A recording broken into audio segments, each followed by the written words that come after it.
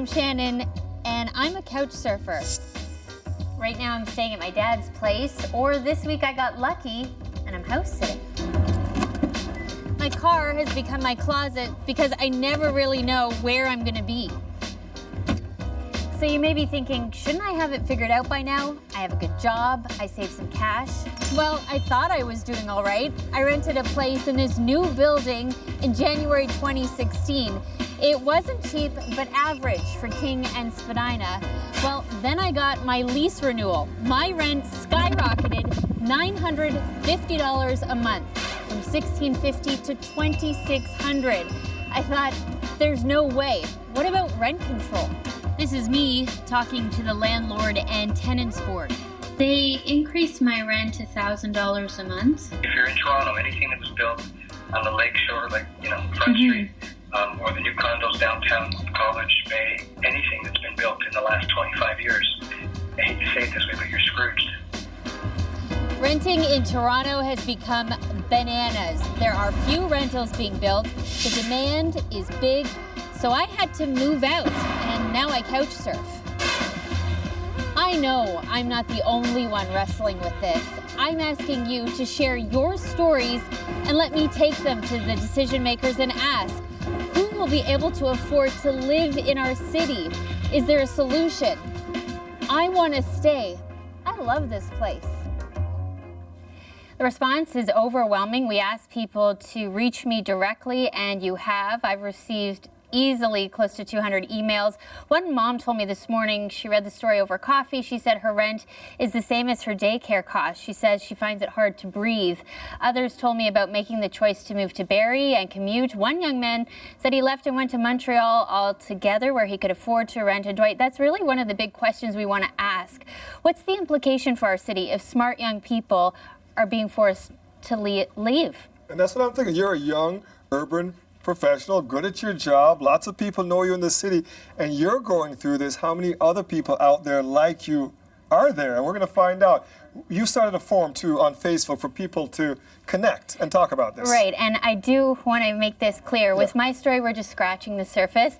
We'll talk about me today, but it's really about everyone else because, as I mentioned in the article, what keeps me up at night is thinking about people working 2 or 3 jobs, single parents, students. What are you guys doing to get by? So, yes, we started this Facebook group. I'd love for you to check it out. It's so you can discuss your renting experiences.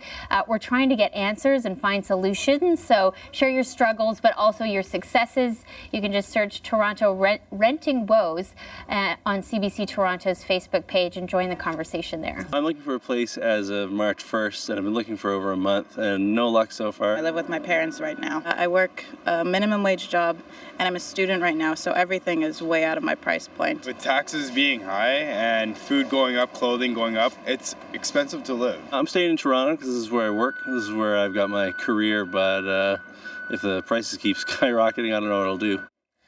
We are calling this series No Fixed Address, and Shannon Martin is leading it for us. She's back with us now, along with Bahar Shadpour, who works with the Advocacy Centre for Tenants Ontario. She's been following the rental market closely for years now, recently spent months trying to find an affordable rental. Now, Bahar, we're going to start with you. Tell us about your search. You should be an expert at this. Yeah.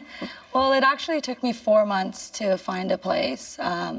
And I was lucky to actually have family and friends to help me out while I was looking. But it was honestly one of the hardest endeavors I've taken. Okay, and you work with tenants. They come to you with their stories. What are you hearing at your advocacy group about this?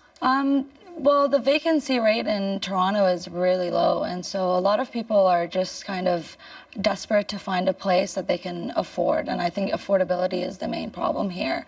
A lot of people are spending more than 50% of their income on housing, and a lot of people that are low-income folks, whether they're students, seniors, people on OW or ODSP, they are really finding it difficult to not only find a place, but they're trying to hold on to their current rental units. And there's a lot of evictions that are happening in the city. And so at the Advocacy Centre for Tenants Ontario, what we do is we try to stop those evictions because we know once you're out of that unit, hard to get back in anywhere. Exactly. And you're being displaced, right? And people... Okay. Shannon, don't want to. we want to bring you into this conversation too. You've been hearing from people online about this pretty much all day from you put your story out there this morning. Right. My story was focusing on the condo apartments, so the newer builds. But we also know people are seeing rent increases much higher than are set out by the province in older buildings. And so we heard from Allison B., and she said, my husband and I are both educators. We're in our early 30s. We find housing frustrating.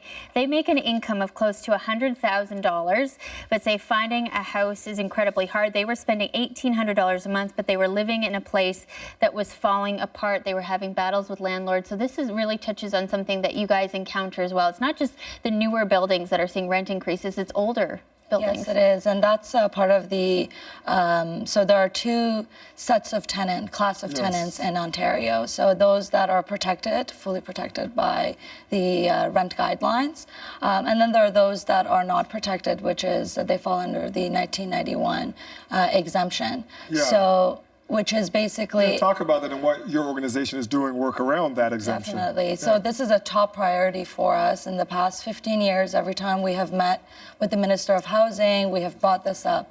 And basically what it is it's rent regulation. It does not apply to any building that was occupied after November 1st, 1991.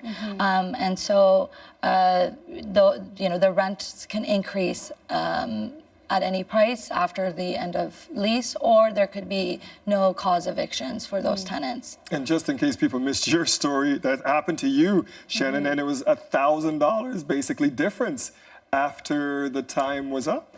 Right. It was a huge increase, and I do feel like my story is extreme, but we've certainly been hearing from people 20, 30%, and if you're already paying your max, if you're already paying 50 to 60% of your income, you can't handle 20 or 30% even. Bahar, let's talk about what tenants can do, if there's anything at this point, to protect themselves. Well, tenants should think more politically than they do today, right? So whether it's voting for someone, a politician, that they can look at their track record in terms of affordable housing, or just organizing in their buildings, speaking to people and their neighbors, and really bringing their collective voice together to ask their politicians to invest in affordable housing in their cities. Thank you for talking to us, Bahar. Thank you for having me. We see all these buildings going up. We see all these, we're thinking we're building more capacity for renters, but obviously not, because the people who can't afford them, even though we see these glass towers all over our city. Shannon, thank you for starting this conversation today. We're going to keep it going, of course. We've created a Facebook group, a place for you to discuss your renting experiences. We're trying to get answers and also hopefully find some solutions. Just search Toronto Renting Woes CBC Toronto on Facebook and watch for much more next week and throughout this week too from Shannon. Thank you, ladies.